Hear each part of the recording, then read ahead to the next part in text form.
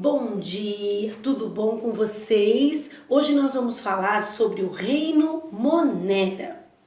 Os seres vivos que compõem o reino Monera são unicelulares e procariontes, ou seja, seu material genético não se encontra em um núcleo individualizado no interior da célula. Além disso, não apresentam organelas membranosas como mitocôndrias, complexo golgiense, retículo endoplasmático e etc., ou citoesqueleto. Os representantes desse reino estão divididos em dois domínios. O domínio bacteria, que engloba as bactérias e as cianobactérias, procariontes mais disseminados e presentes em praticamente todos os ambientes. E o domínio arqueae, engloba os procariontes que vivem em ambientes extremos da Terra, como locais com frio intenso ou calor excessivo. As bactérias são encontradas em praticamente todos os ambientes e desempenham importantes papéis nos ecossistemas para a manutenção da vida no planeta Terra. Também são encontradas em outros organismos, podendo apresentar relações neutras, benéficas ou parasíticas com eles. Observe a seguir as principais estruturas das células bacterianas. Temos a cápsula. Algumas bactérias produzem uma substância mucilaginosa formada por lipopolissacarídeos que se encontra fora da parede celular.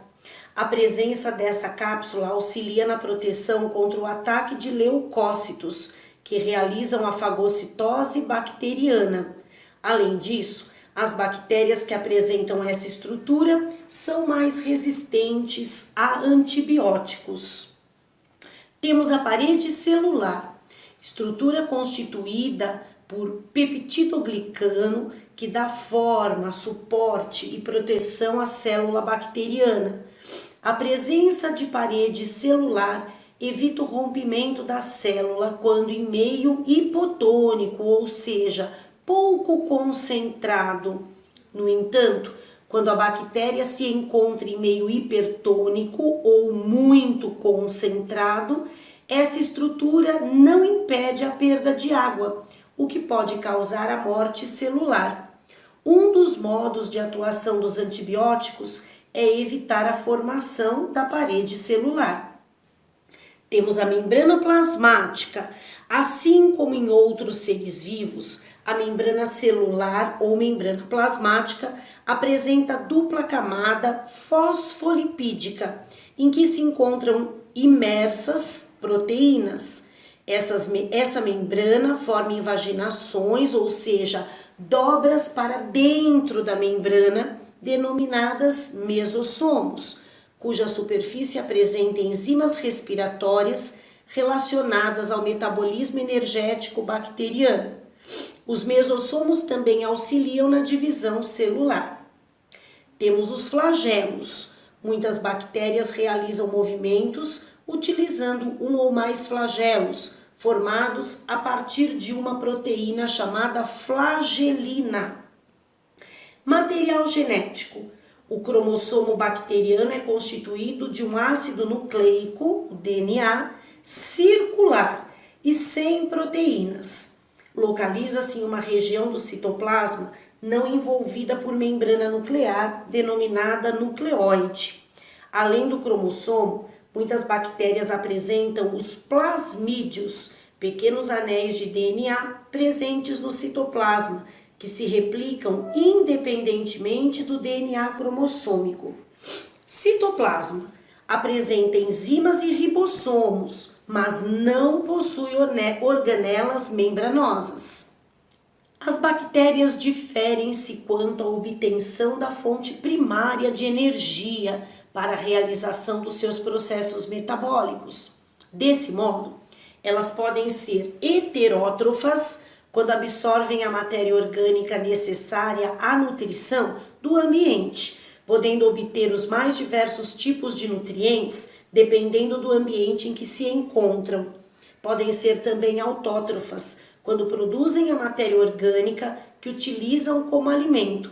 Essa produção pode ocorrer por meio da fotossíntese ou da quimiossíntese. A maioria das bactérias é heterótrofa, entre as quais muitas são classificadas como organismos saprófagos, ou seja, retiram seu alimento da matéria orgânica morta. Elas também podem realizar o parasitismo, obtendo alimentos da matéria orgânica do corpo de outros seres vivos, podendo assim causar diversas doenças. Algumas bactérias são autótrofas e realizam a fotossíntese bacteriana. Essas bactérias têm uma proteína conhecida como bacterioclorofila, que capta a energia da luz necessária para a síntese de carboidratos. Tal processo, no entanto, não é igual à fotossíntese realizada por cianobactérias, algas e plantas, pois nele não ocorre a liberação do oxigênio e a fonte de hidrogênio não é a água, mas outros compostos inorgânicos, como ácido sulfídrico. É realizado por bactérias sulfurosas que podem ser encontradas em locais com pouco ou sem oxigênio, como em lodo de rios e lagos. O processo de quimiossíntese é realizado por algumas bactérias que conseguem produzir matéria orgânica ou carboidratos na ausência de luz, já que não apresentam clorofila para realizar fotossíntese. Assim, elas obtêm energia química por meio da oxidação de substâncias inorgânicas. Esse processo é realizado em duas etapas. A primeira consiste na obtenção da energia de oxidação e a segunda na utilização dessa energia para a produção dos carboidratos. Toda célula precisa obter energia para se manter viva. O tipo de processo energético realizado pelas bactérias depende das enzimas presentes em seus mesossomos, local em que ocorre o metabolismo energético nesses organismos. Assim, elas podem realizar 3 processos para a liberação de energia: respiração aeróbia, respiração anaeróbia e fermentação. A maioria das bactérias utilizam o gás oxigênio do ambiente para a realização da respiração celular, podendo ser aeróbias, anaeróbias obrigatórias ou estritas e anaeróbias facultativas. Aeróbias utilizam o oxigênio no metabolismo, obtendo energia da respiração aeróbica. Assim, não conseguem sobreviver na ausência do oxigênio molecular. Anaeróbias obrigatórias ou estritas não sobrevivem na presença de oxigênio. E anaeróbias facultativas, quando existe oxigênio no ambiente, essas bactérias podem utilizá-lo, mas, em sua ausência, realizam o processo de fermentação. O domínio bacteria apresenta a maior diversidade de organismos, existindo grupos com as mais variadas características e diferentes modos de nutrição e metabolismo. Assim, as bactérias podem ser classificadas de acordo com a sua forma, podendo viver isoladamente ou formar agregados, denominados colônias. As formas mais comuns e suas denominações são coco, forma esférica, podendo se agrupar formando diferentes colônias, como diplococos, streptococcus, estafilococcus e sarcina. Temos o bacilo, forma de pequeno bastonete que pode se agrupar formando colônias, como os diplobacilos ou streptobacilos. Temos o espirilo, apresenta a forma de espiral e não forma colônias.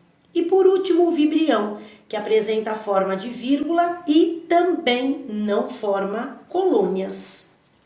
Agora vamos falar da reprodução bacteriana. Pode ocorrer rapidamente em ambientes favoráveis, com disponibilidade de alimento, calor e umidade, por exemplo. Entretanto, as bactérias podem também driblar condições ambientais desfavoráveis para se reproduzirem, apresentando para isso diferentes tipos de reprodução. Dependendo das condições do ambiente, uma mesma espécie de bactéria pode realizar reprodução assexuada ou processos de recombinação gênica para a reprodução. As bactérias podem realizar a reprodução assexuada por meio de um processo conhecido como cisciparidade, bipartição ou fissão binária. Esse mecanismo representa uma forma rápida e eficiente de reprodução, na qual em poucas horas, a partir de uma única bactéria, há centenas de outras.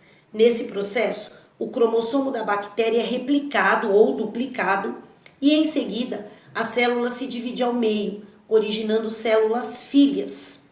No entanto, o fator limitante da reprodução é a oferta de nutrientes no ambiente em que se encontram. Assim, quando os nutrientes acabam, a reprodução cessa. Esse tipo de reprodução ocorre sem a participação de gametas, gerando na maioria das vezes células idênticas. Desse modo, pode-se dizer que clones naturais bacterianos são formados por bactérias geneticamente iguais. As bactérias não se reproduzem sexuadamente, mas podem apresentar recombinação gênica, mecanismo que possibilita a troca de material genético, garantindo aumento da variabilidade genética. A recombinação gênica pode ocorrer de 3 formas: por conjugação, por transdução ou por transformação. Aqui vocês têm o esquema de cada um deles.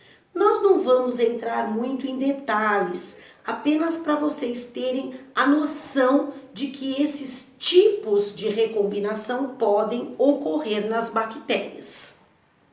Na conjugação, 2 bactérias se unem temporariamente por meio de uma ponte citoplasmática e uma delas doa parte do seu material genético à outra. Em uma das células, que é a doadora, ocorre a replicação de parte do cromossomo que passa pelo canal de conjugação para a outra célula, que é a receptora, unindo-se ao seu cromossomo. Essa bactéria passa a apresentar constituição genética recombinante e em seguida realiza a fissão binária, dando origem a outras células recombinantes iguais a ela. Na transformação, uma bactéria absorve moléculas de DNA provenientes de outras bactérias mortas, dispersas no ambiente. Na transdução, vírus podem facilitar a passagem de segmentos de DNA entre bactérias vivas. Atualmente, os cientistas têm utilizado a transdução como uma técnica de engenharia genética para introduzir genes de diferentes espécies em células bacterianas, criando bactérias recombinantes. Algumas bactérias podem ser bastante nocivas ao organismo, causando infecções e doenças graves, que podem ser transmitidas por contato com gotículas de saliva e objetos contaminados. Normalmente, a transmissão dessas doenças está associada à falta de higiene e saneamento nas cidades. Assim, lavar as mãos antes das refeições e após chegar em casa, higienizar frutas e verduras antes de consumi-las e lavar ferimentos com água e sabão são atitudes importantes para evitar infecções bacterianas. Após a infecção no organismo, muitas das bactérias patogênicas que causam doenças podem ser combatidas com o uso de antibióticos, especialmente quando a ação do sistema imunitário, ou seja, de defesa, é baixa.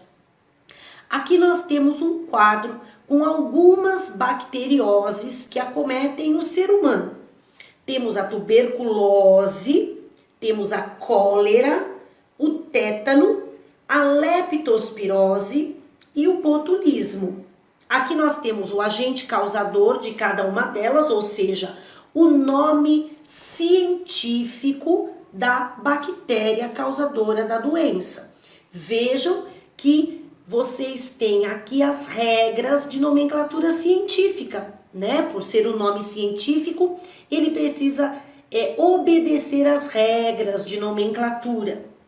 Temos aqui o contágio, como se pega a doença e quais os sintomas que a pessoa contaminada vai ter. E por fim, a profilaxia, ou seja, como podemos evitar a doença. As bactérias, assim como fungos, têm uma importante função ecológica. Por meio da decomposição de matéria orgânica realizada por elas, os nutrientes e os compostos, como nitrogênio, carbono e oxigênio, são reciclados nos ecossistemas, ficando novamente disponíveis para serem utilizados. Elas também participam dos ciclos da matéria, atuando na fixação do nitrogênio atmosférico e na transformação desse elemento químico para que as plantas possam utilizá-lo e repassá-lo a outros organismos. Além disso, muitas bactérias que realizam a fermentação, como as do gênero Lactobacillus e Streptococcus, são amplamente empregadas na produção de queijos, iogurtes, leites fermentados e etc. Determinadas bactérias podem ser utilizadas ainda em processos de biorremediação, que consiste basicamente em empregar organismos como bactérias, plantas e fungos para absorver substâncias tóxicas do ambiente, como petróleo ou esgoto. Após absorverem as substâncias tóxicas, esses organismos as utilizam em seu metabolismo, devolvendo-as ao ambiente com uma composição diferente, ou seja, não poluente. As cianobactérias, organismos autótrofos que realizam fotossíntese, são os únicos procariontes que produzem oxigênio nesse processo metabólico, sendo muito importantes como base das cadeias alimentares aquáticas. Além disso, podem realizar a fixação de nitrogênio nos ecossistemas. Muito bem. Encerramos aqui a nossa aula sobre o reino Monera. Se vocês tiverem alguma dúvida, nós esclarecemos na nossa próxima aula ao vivo ou me mandem uma mensagem pelo chat que eu respondo para vocês, ok? Beijo grande e até a próxima aula.